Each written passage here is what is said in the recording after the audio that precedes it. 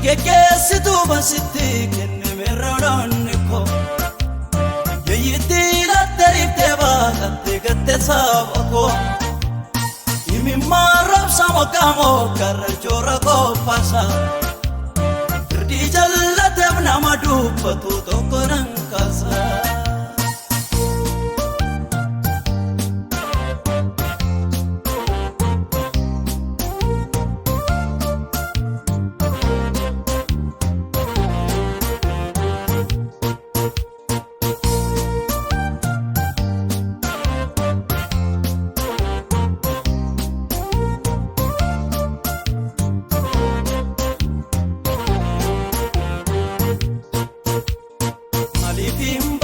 Firdin badiisaas eeggatu utuu guyyichi sitti noofini deebitiksitu waayoloota koo garaan keeyyanne ofiif dhimmita iddoo waan jirree lafoonaa keessa maaliif joorsita tiksitu kaggeessituu basitti kennemerroonni koo Yeeyitti lattariiftee baatattee gatte saba koo Imimmaa roobsa mokkaamoo karra joora qophaasa Firdii jallateef nama dubbatu tokko nan kaasa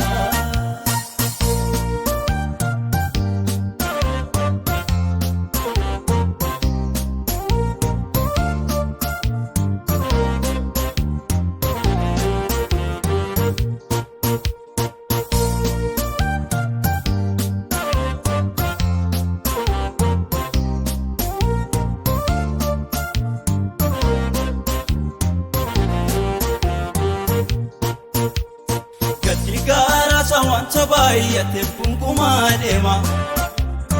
Osoo jiraachuu lafoon har'a baay'atti cima Mokkaas gaatamee soora bineensaaf ta'ee sabni koo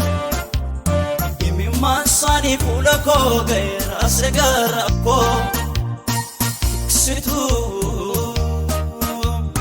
kaggeessituu basitti kennemerroonni koo Yeeyitti lattariiftee baatattee gatte saba koo Imimmaa roobsa mokkaamoo karra joora qophaasa Firdii jallateef nama dubbatu tokko nan kaasa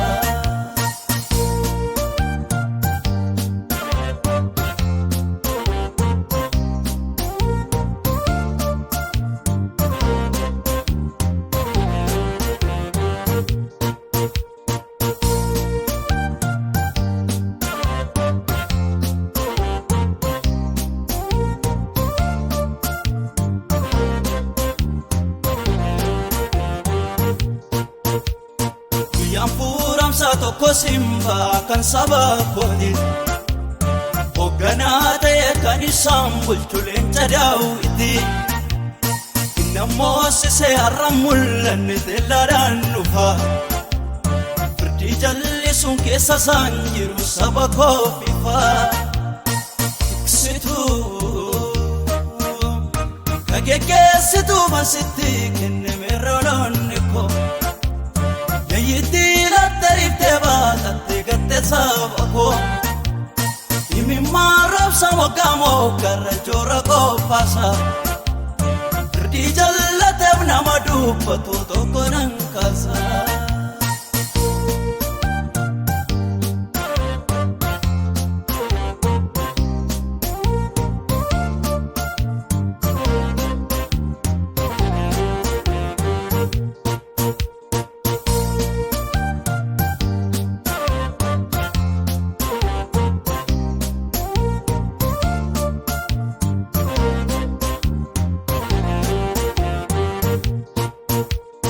Hangafni nagaa mootii kaajilaa yommuu mul'atu Gaaffii saba koo tokko tokko ni deebii argatu Kan yeroo darbee dukkanaan ture har'a baariyaa Saba kootiif furee kan ta'u Tsiyoonii kaa Tiksituu kan iddoo latte kan hin dhoowwatte tokkon jaallatte tokkon tuuffatte maal qopheeffatte ati dhagaa Namoosise gaafa mul'ate maalitti himtagaa Tiksituu kan iddoo laatte kan hin dhoowwatte tokkon jaallatte tokko tuffatte maal qopheeffatte ati Afaanin dharaa garaadhaan dhagaa Namoosise gaafa mul'ate maalitti